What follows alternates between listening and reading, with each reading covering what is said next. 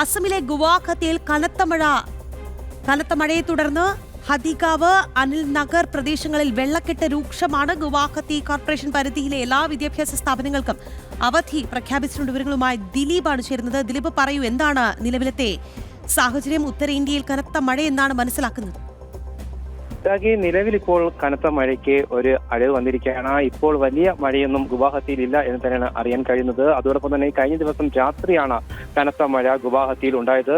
അതിനെ തുടർന്ന് ഹത്തിഗാവ്, അനിൽ നഗർ എന്നീ പ്രദേശങ്ങളിൽ കനത്ത രീതിയിൽ വെള്ളക്കെട്ട് രൂക്ഷമായിരുന്നു. അതിന്റെ പശ്ചാത്തലത്തിലാണ് ഗുവാഹത്തി കോർപ്പറേഷൻ കീഴിലുള്ള എല്ലാ വിദ്യാഭ്യാസ സ്ഥാപനങ്ങൾക്കും അവധി പ്രഖ്യാപിച്ചത്. സ്വകാര്യ വിദ്യാഭ്യാസ സ്ഥാപനങ്ങൾക്ക് അടക്കമാണ് അവധി പ്രഖ്യാപിച്ചിരിക്കുന്നത്. നിലവിൽ സാഹചര്യം കുറച്ച് ആശ്വാസകരമാണ്. അതോടൊപ്പം തന്നെ ഈ സംസ്ഥാനത്ത് യെല്ലോ അലർട്ട് 5 ജില്ലകൾ പ്രഖ്യാപിച്ചിട്ടുണ്ട്.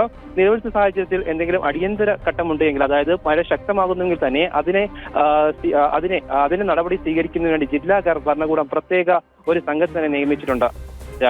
ശരി ദിലീപ്, എന്തായാലും ഉത്തരേന്ത്യയിലെ മഴയ്ക്ക് അല്പമൊന്ന് ശമനമുണ്ടായിട്ടുണ്ട് എന്നുള്ളത് വലിയ ആശ്വാസകരം തന്നെയാണ്. അസമിലാണ് നല്ല രീതിയിലുള്ള മഴ ലഭിച്ചത്. അവിടെ വിദ്യാഭ്യാസ സ്ഥാപനങ്ങൾക്കൊക്കെ അവധിയാണ് എന്നുള്ളതാണ് ലഭിക്കുന്ന വിവരം. ദിലീപാണ് വാർത്തയുടെ വിശദാംശങ്ങൾ നൽകിയത്.